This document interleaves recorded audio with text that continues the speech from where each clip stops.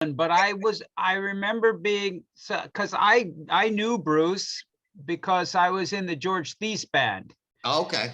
And that's how I met Bruce. So I met him at my first time ever being with the George Thies band. Like Bruce was just going to be there to like say hello and whatever. But Bruce never came up and sang with us because George didn't want him to. But but I would see him out a lot, and I remember at the Fast Lane, it was not. Hold on one second, Mitch. Let me do this because we're losing some good information that's cool for a story. So let me introduce you guys and get it on official. Okay. And then we'll pick it right back up because I think that people would like to hear the story. Welcome to Rockland Sound. We've had Audie here before, and Rockland Sound is where rock meets Rockland. I'm in Austin, Texas, the music capital of the world, hopefully again. It's picking up. We're open now. And depending on where you go, you can wear your masks and you don't have to wear your masks and you can go play and do your thing. So I want to welcome two members of Grade White. Audie is a veteran of Rockland Sound, one of our first guests, and we had a great time with him. And now we have Mitch Malloy, the singer of Grade White. And thank you for being here. Thanks for having us. We were having a little. Pleasure. Thank you. We were having a little calamity, and I'm your host, Michael Daugherty, and our my normal co-host, Tom Osa, runs a web design company or web company, and he's it just ended the quarter and starting a new one, so he's swimming knee deep in stress. So, which I told him to swim with some sharks, and he would feel better, but he had to do what he had to do. So we were in the middle of just prep talking and just having a little BS chat there. And I asked Mitch if he had ever been, I'm from New Jersey originally, where Tom's in New York City or outside of New York City, if he had ever been to a special warm-up show for Bon Jovi's Keep the Faith tour. That was at a little tiny club. I think it held about 300 people, 350 people, called the Fast Lane in Asbury Park. Everybody hears about the famous Stone Pony, but there are other clubs in the area. And Mitch did say he was there. And you could go on from there.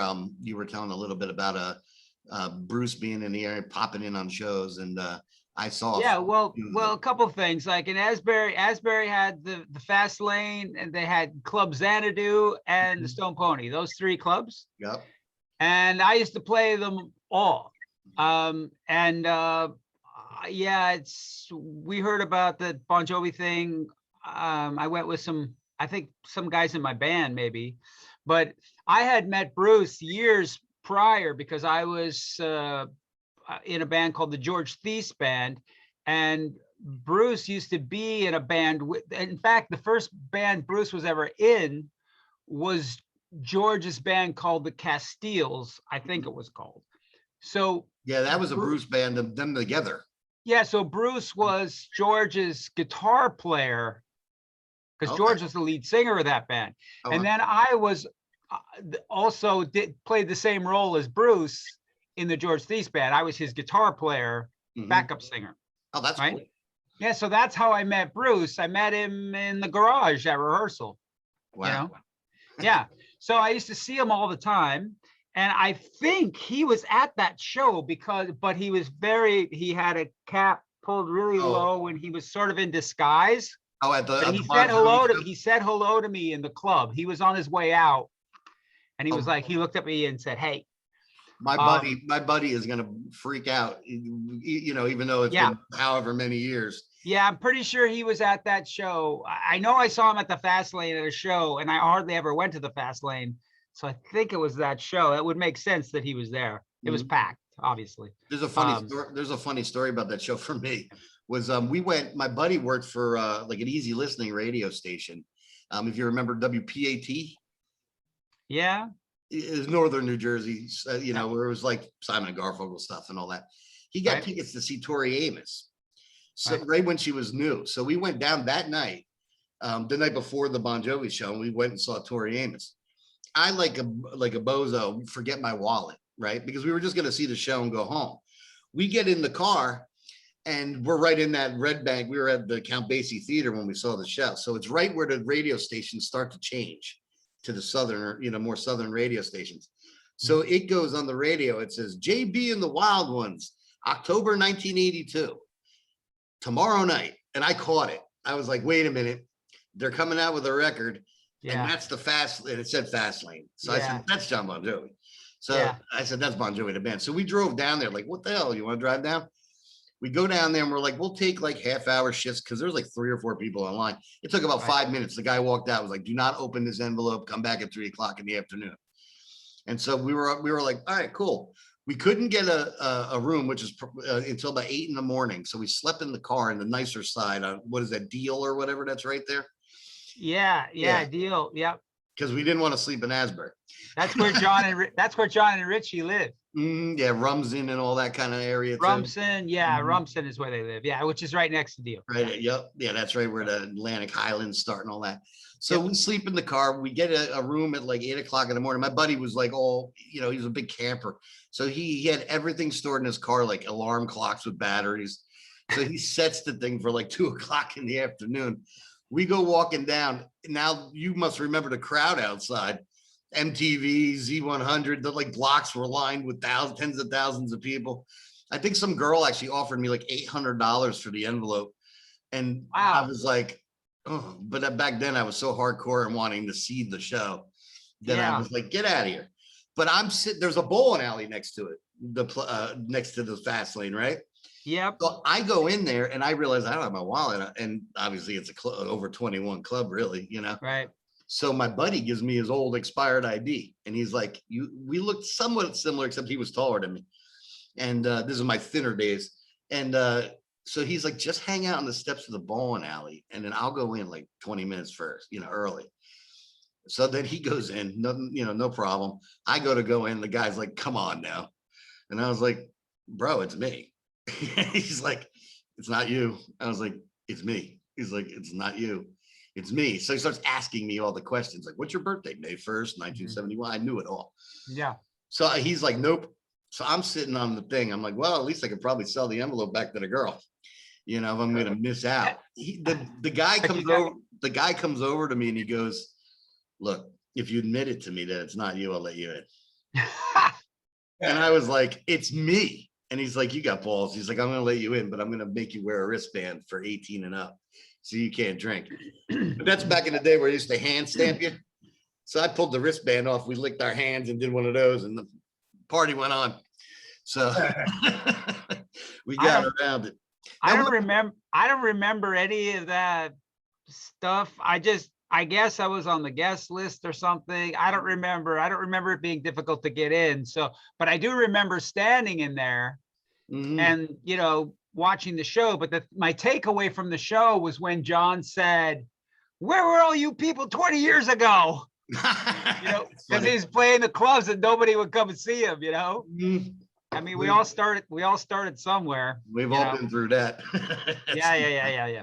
So now, remember that, and then seeing Bruce. Those are the 2 takeaways from that show. Now, did you grow up your whole life from in New Jersey? No. I'm from North Dakota originally. Yeah, that's what I thought.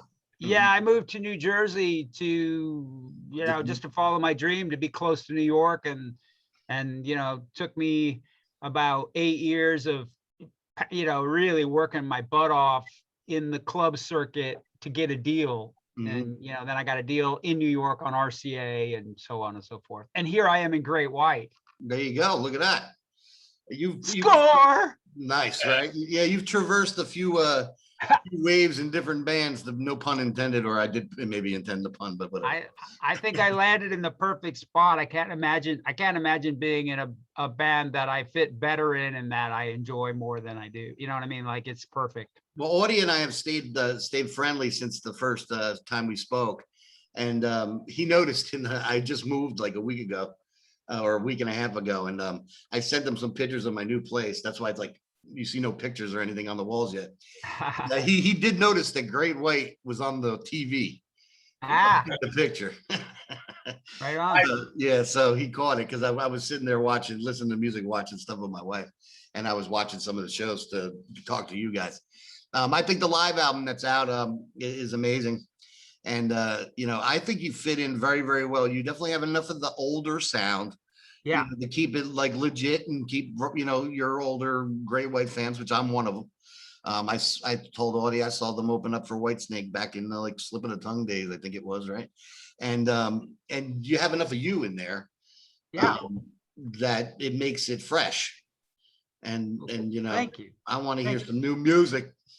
Yeah, it's coming. We're working on it. We'll get there eventually. Before we jump into new music, do you remember the question I asked you about that I always ask our guests? Audie, 3 for a penny? I don't remember. Okay, I was gonna have you ask Mitch. Well, there's one question we ask all of our guests. It's kind of unique to our show. Obviously, everybody, one of the things with our show is there's a million podcasts out there. So, you could sit there and ask all the influence questions, and all the stuff that we've treaded those waters a million times. I think that what the fans out there want to know, obviously we want to promote the stuff that's, that's keeping you guys making a living and keeping the new music and old music alive. So we're not going to, skimp on that. But what we do is like to know you guys as people, because I think that's a lot of people don't get that, and in this day and age, if Bruce Kulick, we interviewed him the other day from Kiss fame. And one of the things he was mentioning was, if you remember back in Circus Magazine or Metal Edge days, those magazines were like 2 months behind the what was going on. Yeah. So while there was a mystery to your band that you love playing in your town, and then you don't hear from them unless they pop on like MTV News or Headbangers Ball or something or whatever, you kind of were without them, whereas we're a little bit more inclusive, and some of that's negative and some of that's positive, with social media and different things. The question I like to ask though is getting to know you guys as people. What was that first album that you had to have and you made sure you got it with your own money? So that's for me, I'm guessing. That's for you. Yeah. Well, we'll revisit Audie's, because Audie's was a cool answer. I don't even remember now. Yeah, the album that I bought with my own money. Mm-hmm. I'm thinking my memory is very cloudy, and I promise this is not a canned answer to promote myself, because it's not, but I think it was the debut Van Halen album. Okay. Yeah, because I remember going to the music store and it was just a little mom and pop shop, and I didn't have any money. I don't know how old, 13 or 14 or something.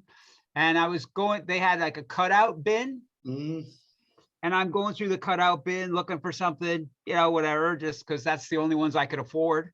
Right. Because they were discounted. They were like $5.50 or something. Did a little line cut out of them in the side. Yeah, and they were open and they were used as like demos or whatever, Right. And I'm going through and I see this thing and I'm like, whoa, who are these guys? Von Holland? Like, where are they? They must be like, German or Dutch or something, Mm-hmm. And so I look at the girl and I'm like, can I hear this? And she's like, yeah. So she comes over and she puts it on, and eruption comes up. I mean, I was just like, what the hell is this?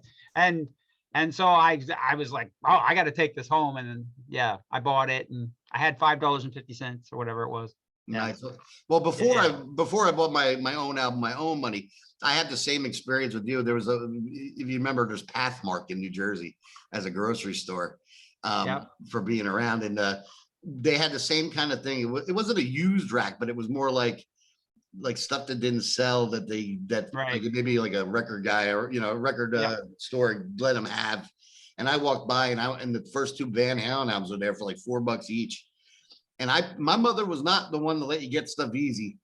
And nor was mine. Yeah, and I pulled a little like fit, around 8 or 9, and she was like, fine, just shut up. And I got the Van Halen 1 and 2, and that was it. I bought my own money. I saved my lunch money up and got Queen the Game.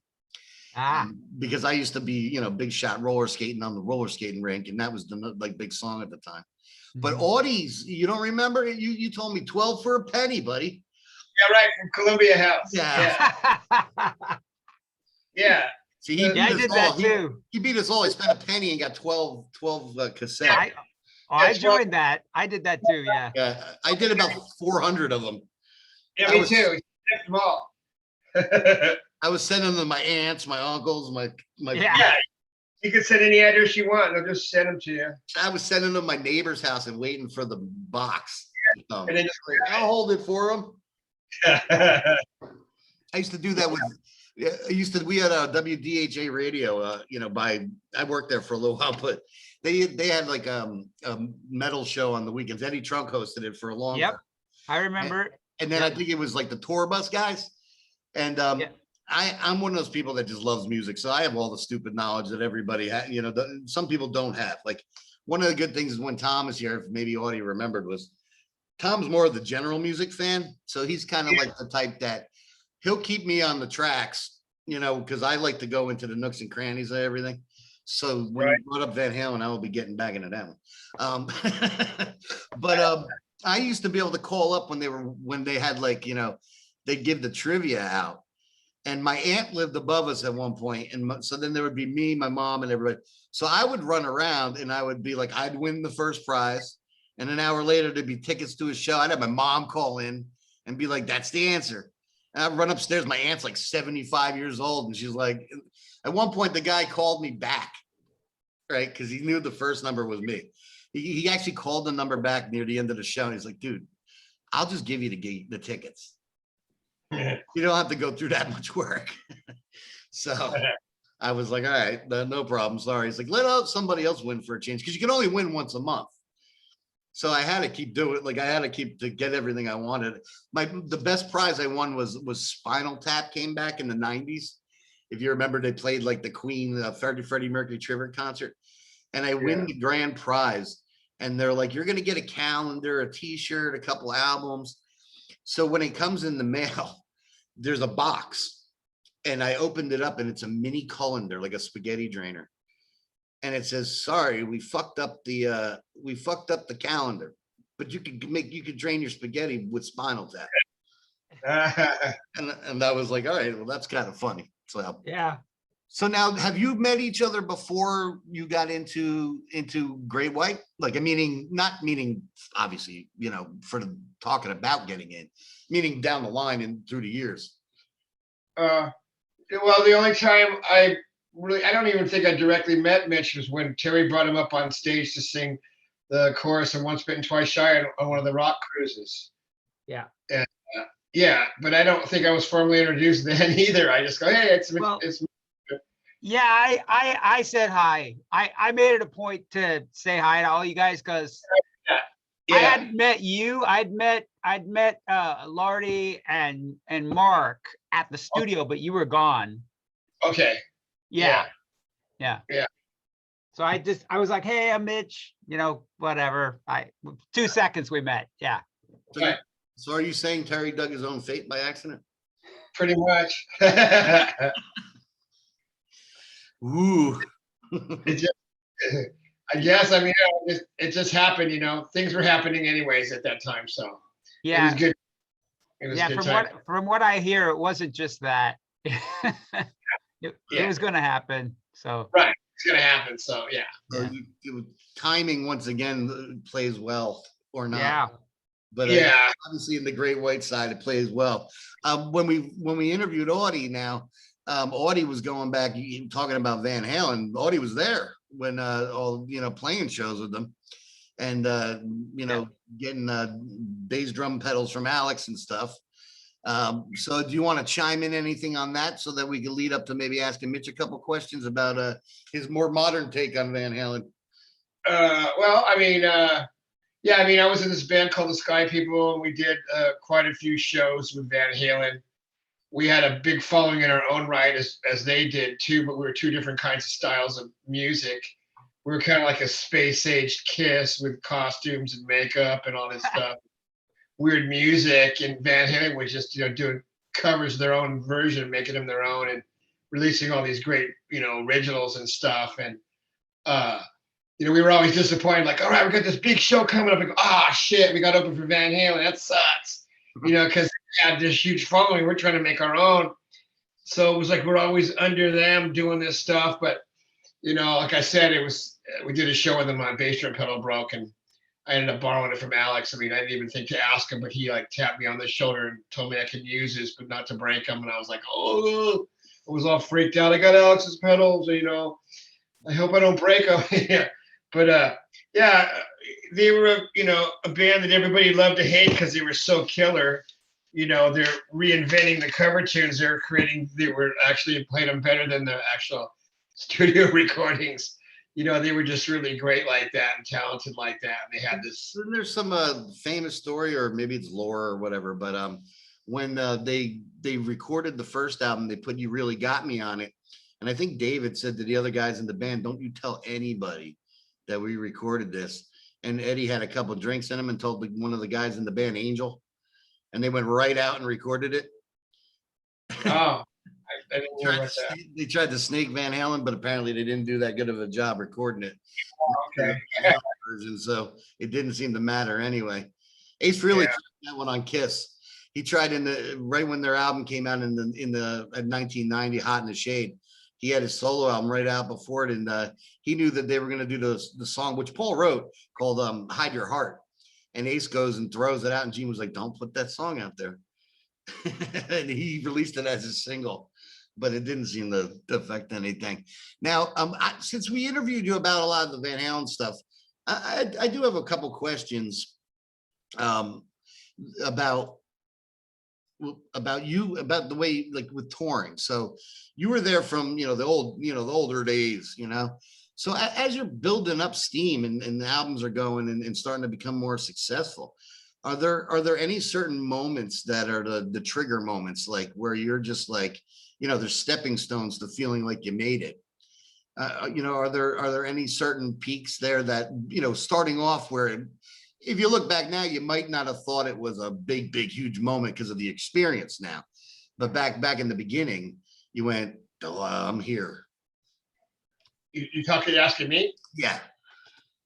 Oh, well, yeah, I mean, when I got in Great White, they had this management and all this stuff going on, and they had done an album and a tour with White Snake in Europe and with Judas Priest in the States.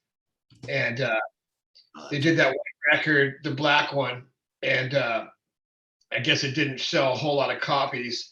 But when I got in the band, the record company at the time had new people come in in powerful positions, and they looked at the roster and the sales and said, well, these guys, they went through the roster of all the bands they had on the record company and said, well, these guys didn't sell much, these guys didn't sell much. So they had this deal where, like, you guys can leave, no harm, no foul. You don't know us anything, but you're off the label. So, I got in the band and I thought we're going to record this record and we're going to go to Europe and do all this great stuff. And I tell all my family, we got this record deal, we do all this stuff. And then about a month later, we're off the record label. We have no deal at all. Oh, so we had to start all over.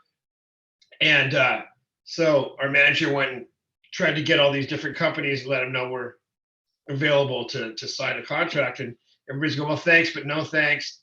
We passed, blah, blah, blah. And so when we did, our manager goes, let's just start our own company and do our own record with a little bit of money and just see what we could do without a record company. So with that, we did the Shot in the Dark album for like 15 grand. Wow. And the Face a Day, that we released that single, and it made it on like 6 different radio stations without a record deal, and it was like in the top charts and stuff. So, when I heard that Face a Day on the radio, I thought that was a pretty good milestone considering what we had gone through when I first got in the band. Mm-hmm. I think I recorded this record, and then it didn't happen. We lost the record deal. We had to start all over. And so we kept playing clubs and stuff, and we got one of the guys from Capitol Records to come down and see us at the Coach House one night, and the place was packed. People went crazy. And Capitol Records had already said no and passed on us to sign us. But Ray Tuscan came out there from Capitol, and he goes, man, you guys just impressed the hell out of me. The crowd seemed to love it. He goes, I believe in my heart of hearts, you guys got what it takes to do something. So I'm going to go put my balls on the line and just sign you guys anyways. Oh, that's right. right. If you guys fail, I'm done. So if it wasn't for him, we would have never had the opportunity to do another record, which we did, which was the Once Bitten record. because we had that Shot in the Dark album out independently for so long. They said, hey, let's just go in the studio, write some new stuff, and then we'll promote from scratch instead of having to promote this already beat to death record that you guys already have out. So we did that, and some of the execs come in from to the studio, and they heard Rock Me and they went crazy. They lost their minds, and the whole tower was excited. So, you know, when you got a great song, if the whole company's not behind it, it might just sit there and do nothing. Yeah. You know, but so that was another great milestone, because, you know, we actually, you know, we got a new record deal by then. We're starting from scratch, and then, you know, the record took off. That Once Bitten Twice Shy actually was the second album, but the first album with Rock Me, it you know, did about $1.5 million in sales. So it was a pretty good thing for us. I mean, all that we went through, and then, you know, all the stuff that we went through after that, and we're still here, so it's amazing. Yeah. You know, but yeah, that's, you know, basically the little things that I could add to as far as the success and stuff at the beginning of the band. There's a lot of those record execs that, you know, when they get so higher up, but they're not really you know, in the music world at the time, even though they might be company. They don't even, they can't even keep timing. I mean, they're like trying to rock out your song all the time. They're just a bunch of guys in suits going, "Oh yeah, you guys are great, man. Yeah, you know, we're gonna millions of dollars," which, you know, they're gonna make them millions of dollars. What was Meatloaf on Columbia Records, I think, and I think the head of Columbia Records went and took the Bat Out of Hell album and threw it in the ocean in his backyard. Really? And he was like, "I'm gonna fire everybody," or something. That's so. Look, it's like one of the biggest selling records ever. Even when he finally gets his crap back together and comes out with Bat Out of Hell 2, he sells another 25 million copies. So that guy should be, you know, they should have tossed him in the ocean. And, you know, it's just that one person, that even that DJ that, you know, flipped over a song and heard the, you know, the B-side, and it blows up for everybody. Now, how about you, Mitch? You know, going back into your early career, you started speaking about some of the interactions with Bruce, and basically kind of doing his type of role in a old bandmate of his new band, or a band after. And what about, you know, where you went from there to lead up to your first solo album, and then we'll move into some of your other adventures. Yeah, well, those guys discovered me singing at Le Crepe in the Monmouth Mall. So I was killing it. I was like the background music at a restaurant. Oh no. And I was like, they put me in the back, so I'd be like doing like my super chilled out, like, you know, like James Taylor and Dan Fogelberg, and that's what they wanted, you know.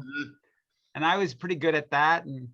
And then people would walk by on their way to the bathroom, and then they would see that I was actually playing back there, because most of the people were out in the front. Mm-hmm. And were you even on a PA? Yeah, it was coming through a PA, but people would be like, "Oh, I thought that was like a record or whatever." Yeah. So this one guy comes back and he stops and he's just staring at me, and he waits for me to finish. And he was the drummer in the George Thies band. Okay. And George Thies had the band that was Bruce Springsteen's first band that he was ever in. He played guitar for that band, and then I came in and I played guitar for George Thies. Because of that, they discovered me in the restaurant. And yeah, so I did that for about a year, I think, and I met Bruce many times because of that. He was actually at my audition. He was there. Wow. In the garage. Yeah, he actually played my guitar at one point because he wanted to show the band a certain thing. He had an idea for a song. And anyway, so Bruce was very much, I mean, Bruce and I even had the same girlfriend at one point. I had her first, though. There you go.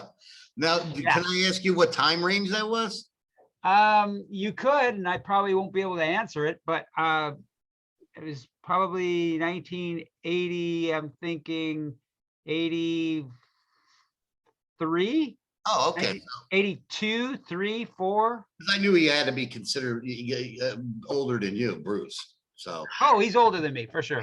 So I was just. There are a few people that are actually older than me. No. There's a few. That's how But I'm. yeah, so anyway, then I stopped that and I went off on my own. And then I was in a couple of different bands. I actually went right from that to being in a cover band, playing on the Jersey circuit. And then we turned into an original band as well. And I did that for 2 years. And then I left that and I formed a band with David Rosenthal from Rainbow. Oh, wow. He was the keyboard player from Rainbow. He was just out of Richie Blackmore's Rainbow. And we had a band called Infinity. I think I was 21 or 22. That was my first real band, where we were in recording 24 track and David and I were writing. It was basically our band. That's cool. And that's actually, you could get that. It's called Infinity and it's out. It's out there. It's come out on a Japanese label, actually. Okay, cool. Is Yeah. that something that you could actually look up on YouTube and find? Yeah, it's called Infinity. Yeah, and I sound like the super, super, super young guy that I was. I was 21, 22, something like that. Nice. And then from there, I left and formed my own band, Malloy, and then we played the New York circuit, and then that broke up, and then I got a solo deal in 1990. I signed to RCA Records, and then from there I got to be on Leno and all that stuff. So that's when I felt like things were really, and I had some chart stuff. I had 3 songs that charted in the top 20s, and so I did okay. I didn't ever do Great White great, but I did all right. Well, you did do Great White great because you're in Great White now. Well, yeah. You're great. Yeah. By default. So moving along the line now. So when you get so that's like in the early 90s, you said. So when you get to the solo stuff that you had. So when I had met you at that show briefly, I had that. I think it was your first solo album. I had it and dug it. I'm a huge fan of melodic rock. I love everything. I mean, I'll go back, you'll see me listening to Dan Fogelberg and Simon and Garfunkel. Yeah. I have a great story where I was walking down the Avenue Americas with my buddy. I'm all metaled out in the 90s, like 91 too, and hair down, like your length, and my buddy was always clean cut, and we were out drinking all night, and he leans against the wall of the building and he just goes, Paul McCartney. And I looked at him, and it's like 2 o'clock in the morning, and I'm like, the F you talking about, Paul McCartney? I turn right around, boom, Paul Simon bumps right into me. He just couldn't get it in his head fast enough. And I'm like, and I don't get too starstruck, but it was one of those moments where I wasn't expecting it. He steps back like he thinks he's getting robbed because I'm a sweaty, drunk mess, and it's 2 in the morning. Right. And I'm dumb enough to be wearing a leather jacket at like 95-degree heat, and just swarmy out. And he steps back, and I just happened to process it for a second. I was like, Mr. Simon, you're one of the reasons I picked up a guitar. And he sighs like about the size of his whole body. You saw it ripple through his whole body because he's only about to my. Yeah, he's small. Yeah, he could have been the elf on the shelf, but he has a lot more talent than the elf. But he goes, "Oh, thank you. I really appreciate that." He's like, and you can see he's relieved. And we had other people that were at my buddy. My buddy was still putting himself through school, and they were behind us. And as we sit there and we're processing it, the guy comes up to me and he goes, "Why'd you say hi to Lou Reed?" And I turned my back, and there's Lou Reed walking with Paul Simon. I didn't even catch it. Oh, wow. Yeah. I had asked him, I said, "Why are you out here?" And he goes, "I'm actually doing a huge show coming up in the fall with Artie," he said. And it actually was a 4-hour show of the life and times of Simon and Garfunkel. And it was pretty cool. I mean, he, at the end of it, he couldn't even sing. He sang for literally like 4 hours. He took 2 breaks, and then he came back and played forever. So pretty cool. Now moving on. So you're getting into the 90s. So then what happens? You put out a couple of solo albums, and then, like you said, it doesn't go to Great White levels. So now you're sitting there, and you're Gary's in Gary's not in Van Halen yet. So Sammy leaves Van Halen. Now, had you known those guys before? in any sort of a, significant way or just in passing? No, what had happened? Well, I think maybe actually I had shaken Eddie Van Halen's hand years prior to that, as I was backstage at a Van Halen show, and I got to meet him, and it was just like a polite kind of thing. Mhm. So I don't think he actually even remembered me from that, and I never asked him. Right. I never brought it up. Okay. But I had just moved to Nashville Yeah. and kind of shifted gears, and my goal was to become a songwriter, a contracted songwriter and producer. And I had a studio, and so that was what I did. So, I mean, that's what I'd been doing, and that was my focus. And so, I got a phone call from Steve Hoffman. Now, Steve used to be my tour manager, and about a year prior to that, he called me and said, I have this opportunity to go to Toronto and work with Ray Daniels. And I said, who's Ray Daniels? And he said, he manages Rush. And I said, so what are you asking me? He's like, I don't really want to move to Toronto. And I said, dude, move to Toronto, go work with this guy. He's like, got a record label. He's Rush's original manager.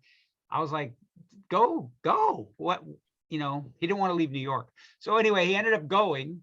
And then about a year later called me and said, have you signed anything? And I said, well, I'm about to sign a publishing deal as a contracted songwriter.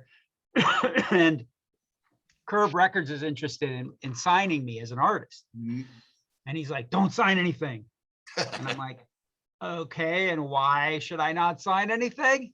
He goes, I can't tell you, but I'm going to call you tomorrow. And I'm like, what?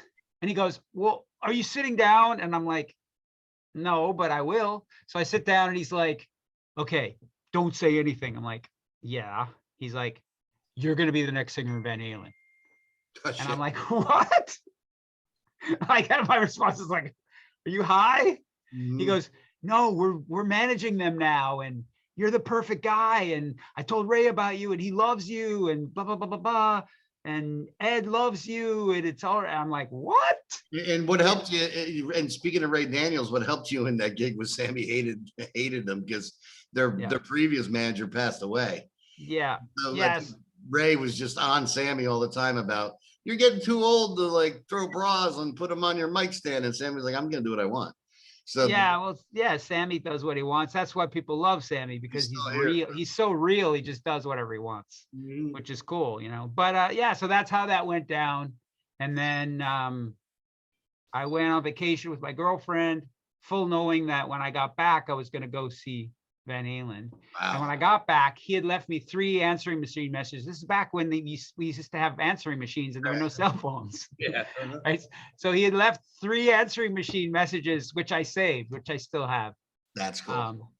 Yeah. And yeah, so that's how that went down. Yeah, but you were smart enough to realize when the Dave popped up on MTV there to go and get out of Dodge. Yeah, it just didn't feel right to me at that point. I think I had mentioned that with Audie because we were talking about the Van Halen stuff, and I brought you up. I'd seen that there's like a documentary on YouTube, and then you did some stuff with the Rolling Stone or whatever. So I had read it. I think that might have been a little bit more recently, that article after maybe Eddie passed or something. Yeah, Rolling Stone just came out actually as a big feature on the Rolling Stone, which is really a great thing for me because they finally got it right.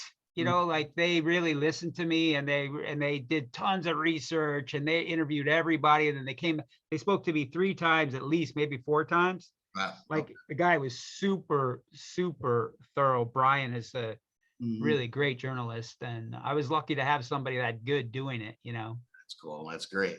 And I mean, when I think just in the conversation we were having, Audie, I don't think you even knew a lot of like the details about some of the Mitch stuff with Van Halen. And Right. I ended up kind of popping in there, and he was excited as I was, talking to him about it. So, it's good to know that you guys seem to have a real good relationship too in the band. Because oh my God, yeah. And I don't talk about my past really. I mean, Audie, as you know, is so interesting and funny. Like when we hang out, like I'm always asking him to tell stories because he tells all these great white stories, and I'm usually laughing at the end because he's hilarious.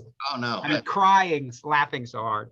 Tom actually posted your interview yesterday, the one with you, because what you were saying something. What was it? I forget what you were saying, but it was something to do with something that happened in New York, and he thought it applied to the interview. And he's like, "You should watch Audie tell this story." He's like, and he posted it up yesterday. So, we were a baby podcast, and Audie was cool enough to come on, and so I'm always going to be on you guys' side, which I always am anyway. And so and I think we became pretty decent friends so far. Now let's get into do you want to go over any of the up to Mitch part of Great White, or just get into maybe what's current, Audie? Whatever you want to do, man. You go ahead. Okay. Take the floor. We got the gig coming up on the 24th, first one in like a year. I don't know how long it's been, but it's in Michigan at the Soaring Eagle Casino. We've been there a few times before. Yeah. Nice. So we're looking forward to that. We'll see how that goes. It's been so long. I forgot what a live show felt like. Of course, Mitch has been side stuff, so he's pretty much in form. I'm trying. Yeah. At least we won't all be like out of shape and out of practice. So, but I'm just going over the set and stuff and just doing what I do, getting ready for that. And so yeah, we're doing that. And then we got that live DVD, which is moving along great. I'm glad we're getting back together because we're almost out of the autographed ones. I have to bring a whole bunch of discs so we can sign them again. I saw that on the website where it said it was paused or something, right? Not yet. We're going to be running out of the signature ones, but I think we'll get together in time to not run out of anything as far as autograph stuff goes.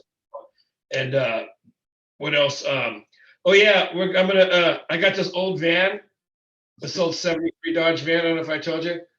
I've been talking with County Cars. We're trying to get that to be done on the show. Oh wow! So, yeah, so that's going to be cool. It'll be, it's a big show. County Cars has been on for quite a few years and got a huge following. So I got this old Dodge van. Like I said, I like old cars and stuff. So I was going to have them do a number to it, and just have it come back out of that garage like, whoa, like they do on the show. So I'll keep you posted on when that's going to happen, but it looks like it's going to happen. They do 10 shows at a time. It's like quick and busy. So that'll be kind of neat to do that as well. And but yeah, basically that's all we really have is we got the shows, and we got more shows coming up. We won't know which ones are confirmed until they come up to us, because like we already had 3 that got moved from last year to this year that are now moved to next year. Mm-hmm. But there are some shows that I think there are probably about 30, 35 that are going to happen this year. Mm-hmm. So that's better than I expected to do, as far as all the crap that's going on with this BS. You should get yourself into Texas because you could probably do about 6 weeks with the size of our state.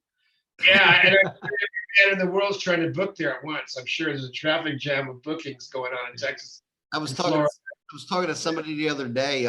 We went into a barbecue place that may be one of the best I ever went to. And it's right down, we just moved, so it's right down the street from our house. And we walked in and we had the masks with us.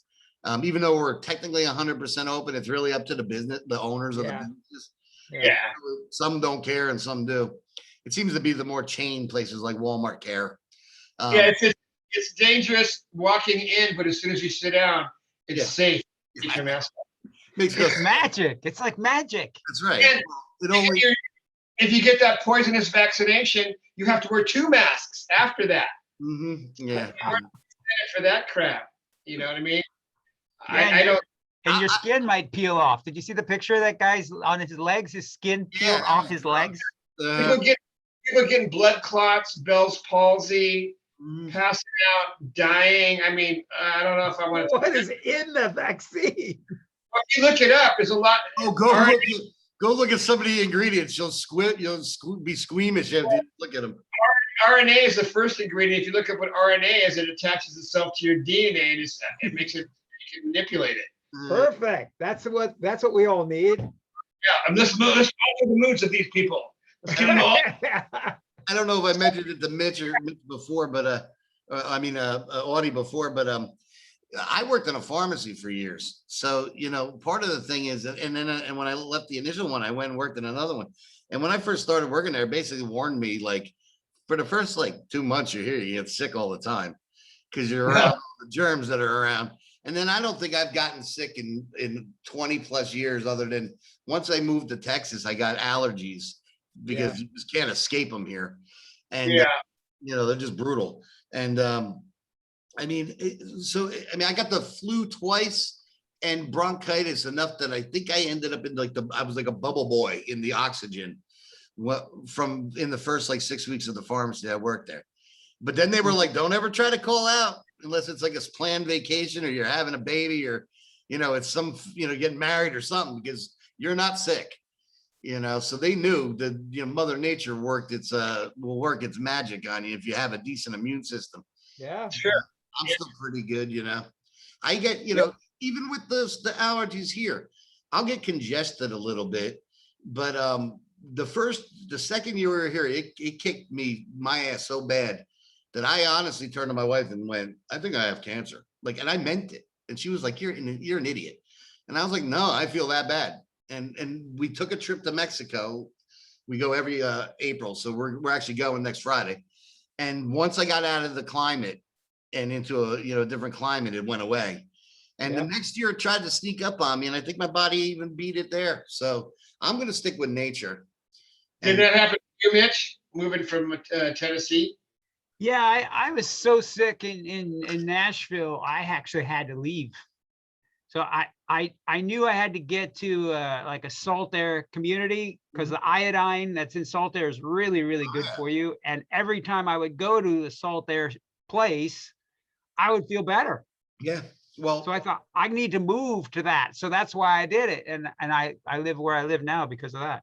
Well, years ago, I got hurt on the job. I used to, at one point around the early 90s, I decided to change my life a bit and get myself into the best shape I could. And I started walking, and then I started running 5 miles a day. And I kept that up. And back then I was still in New Jersey. So I would stop during October and winter time, because I always hated the cold. And then I would get my 35-pound beer belly, and then when we hit March, I'd go back out and just pick it back up and do it.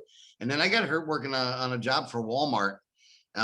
And I was carrying a TV with somebody, and they told me they didn't tell me there was a step in the sidewalk. So the way we were carrying it, I couldn't see the step. And I went down on my knee, and I hit so hard, I actually split the work seam out on my work boot. And he let go of the TV, and instinct said, save it. I did 4 discs on my neck, tore my rotator, damaged my thyroid, and 3 discs on my back. And you're talking about the point of it is not to be a sob story. The point about it is I damaged the thyroid and didn't know about it. So all of a sudden it happened right in the beginning of November. And then we're starting to see that normal 35-pound weight gain. And I knew my back and everything was banged up a bit. And then all of a sudden it took off. I was gaining 10, 12 pounds a week. And I'm not a bad eater or anything. It was just piling on me. And finally, my wife was like, you better go back to the doctors because something else is wrong with you. And they gave me the regular prescription med, right, for thyroid, which I always thought people that had thyroid problems had Krispy Kreme donuts under the bed and was so I got humiliated. A lot of them do. I got humbled from that. But no, the only thing I found was you talk about iodine. I take nascent iodine every day. And I started that about 2 years ago. And in the first maybe 2 months of taking it, 40 pounds came right off me. Wow.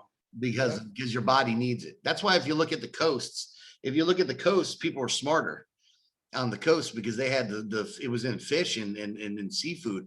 And then in the middle of the country, people were lagging in that because they didn't get it. And that's when they put in salt and different things like that. So it's definitely something that I noticed that cause with the being heavier, my legs swell, right? I get I have circulation issues.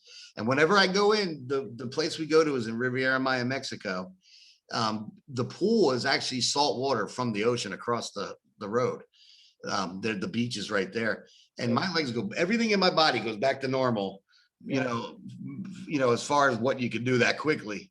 And I every year I'm like, we go twice a year, and I feel like great when I come back, other than sometimes you party too much, you think you need a vacation from vacation, but and my brain still tells me I'm 25 when I'm 50 almost.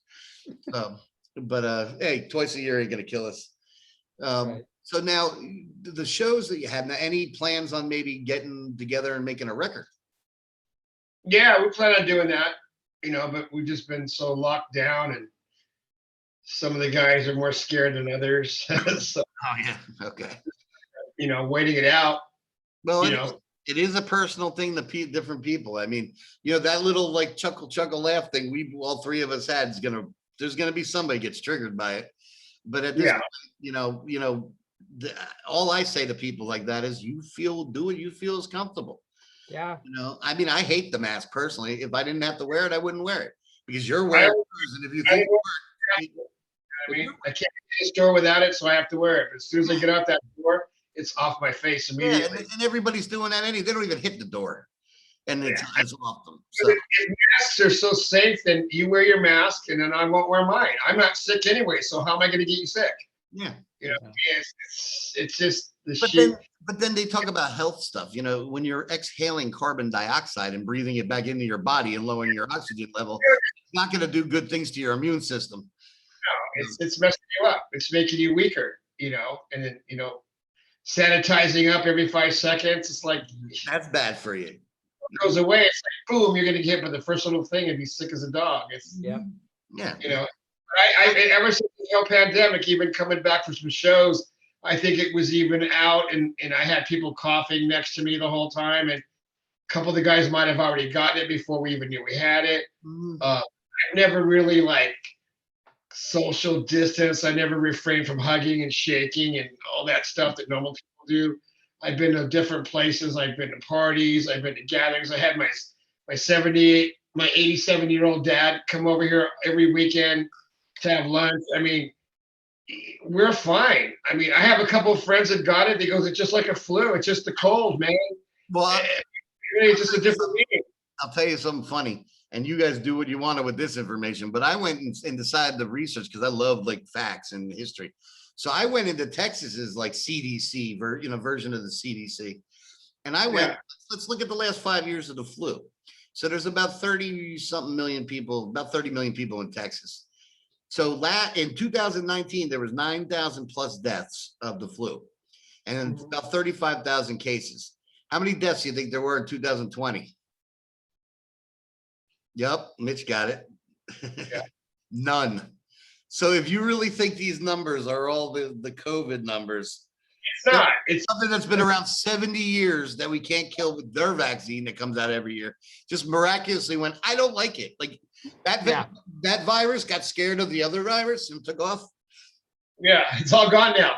Yeah. There's cancer, there's no more regular flu. It's just COVID, all COVID. Yeah. COVID. Before we move where we move now I'm literally living in what they call Austin. I was living in a town called Pflugerville. Okay, so it's spelled PFLU. So what do you think they do with that stupid name every year? No offense to Pflugerville. I lived there 8 years or 7, 8 years. But anytime you get the flu season, it's spelled flu with Pflugerville and banners all over, because it's a little town. So there's always get your flu shot spelled that way. Or there's a little carnival, fun spelled that way. This is the first year. There was not one flu banner up, nothing. It was this thing is people just love to see the silly name going, and it disappeared completely. And in the pharmacy thing too, COVID was a term back then. It means cold. Oh yeah, exactly. Yeah. Hence the 19th time we tried to mess with it. Yeah. Yeah, it's crazy. I mean, you could have 2 masks on, and somebody farts in a room, you're going to smell it. So I mean, it's not going to save. If you can smell it, there's no way COVID's not going to break through your mask. So I mean, it's just pointless. It goes in your pores. Well, did you see your eye? Yeah, it goes in your eye. Pores. I mean, it's everywhere. It's like, that's why we need to exchange bacteria so your immune system works. You The can't Audie- avoid Audie- it. It's Audie- impossible. Mitch is safer than you. Because he got his hair kind of tamped down. You got the little like antennas going, and that makes a little extra COVID around. Yeah. It's I have antennas. Your little, you're feeling it out there to check like if it's safe or not.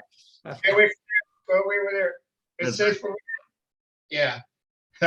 Which way your hair goes, and we'll know whether or not there's more germs on this side. And whether Or this way. Yeah. Well, this is going to be an interesting drop on a video.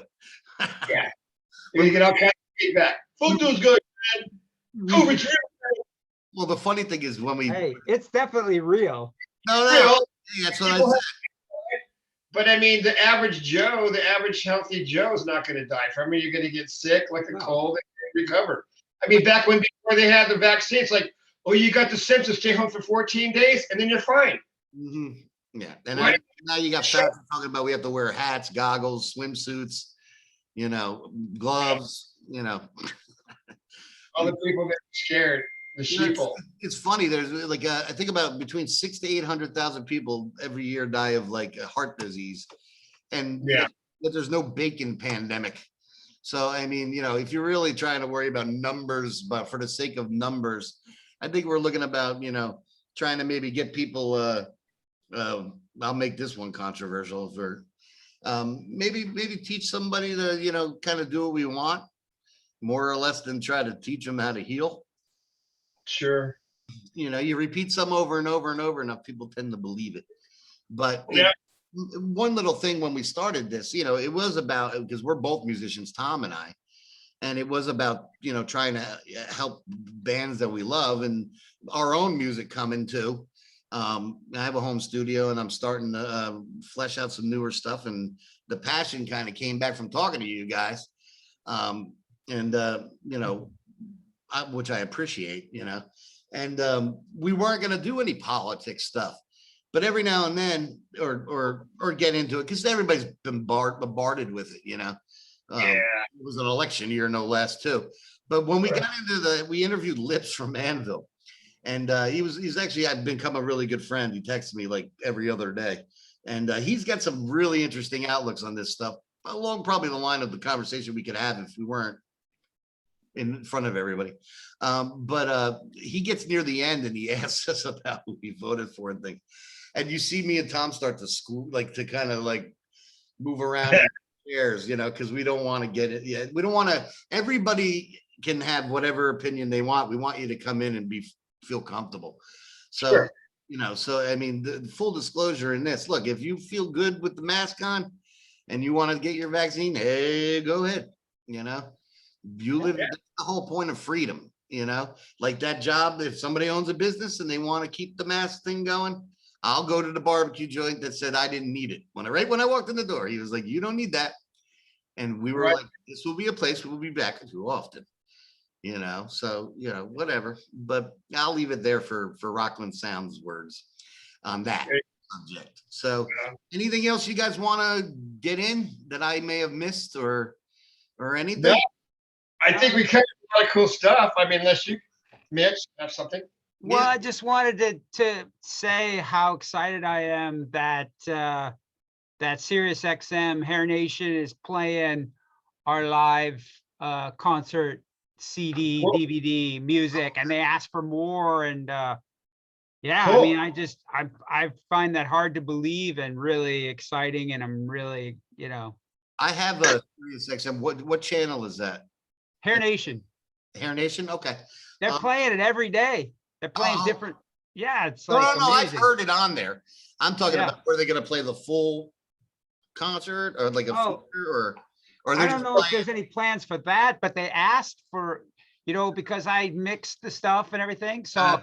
I had done radio edits, Right. for Mhm. them, just that were different than the edits that are in the packaging, slightly different, little shorter, little, you just have to do that stuff to make it work as a single song on the radio. Okay. You know? What I'll do is So- I'll throw that up on the Rockland Sound. We have Yeah. basically Rockland Sound. If you put it in the search bar on YouTube, and it'll get Rockland Sound, you know, the shows on YouTube. And then RocklandSound.com is the shows on and all the other little details of like daily posts and stuff Yeah. on Facebook. And then we'll go and move out into different avenues of podcasting, you know, audio and different things. But we're picking this up. Yeah.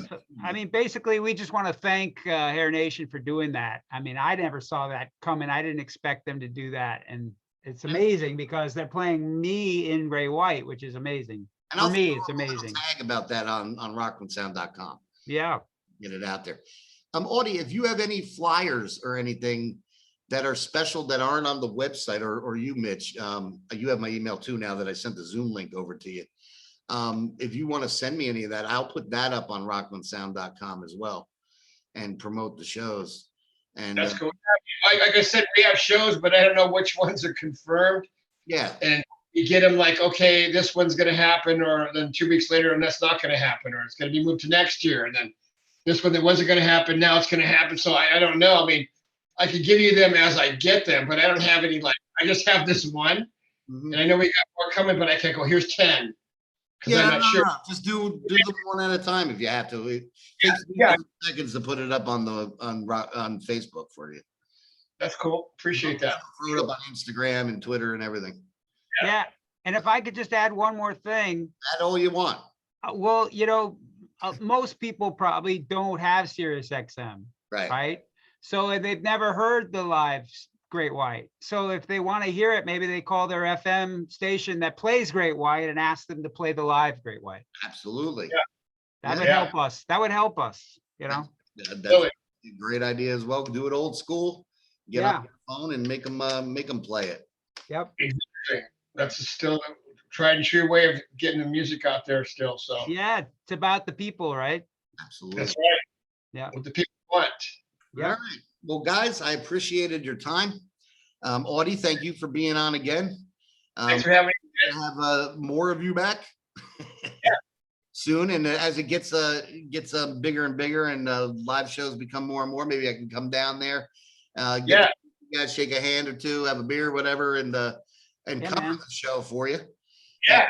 Get that out there as well. And Mitch, nice to meet you as well. You will be the second Mitch we've had on Rockland Sound. The first one would be the rock journalist, Mitch LaFon, who was kind enough to actually christen the good ship Rockland Sound. He was the first. Cool. Yeah, he's a cool guy. Yeah, he is. Yeah. It's funny because right before I set up the interview with him, he's nice enough to do it. And then right as we're getting ready to go live, my computer decides to do 2 updates. And then we have a Texas storm right after. So the interview I set up, I'm in for about 5 minutes. I'm there about 10, 15 minutes. But thank God I had a co-host. So but you guys are great. I'm a big fan of Great White all the way going back. Like I said, I've been picking up the albums and, you know, probably right around the Rock Me time. I know I heard a few before that. A couple of the older kids I used to hang out with had a few of them. And, you know, I'll stay a fan. It's been quality. I'll even say going into the stuff with Terry, the album that there's one album in there that you did that I wore out that I thought was great. So, you know, quality stuff there, Audie and Mitch. And look forward to seeing you guys play soon. And look forward to wishing you all well, obviously, on the new shows. And thank you for being here on Rockland Sound. Thanks for having us. Have a great night. Right on, man. Thank you. All right. Appreciate it. Take care, everybody. Thanks for seeing us, and we'll see you on the road soon. There it is. Thanks, guys. Mitch and Audie from Great White. See you. All right, man. Thanks, you guys. And I'm your host, Michael Doherty. Have a good night. Good night. Thank you. Good night. Thank you, Mitch. Welcome. All right, let's See you soon. All right, thank you.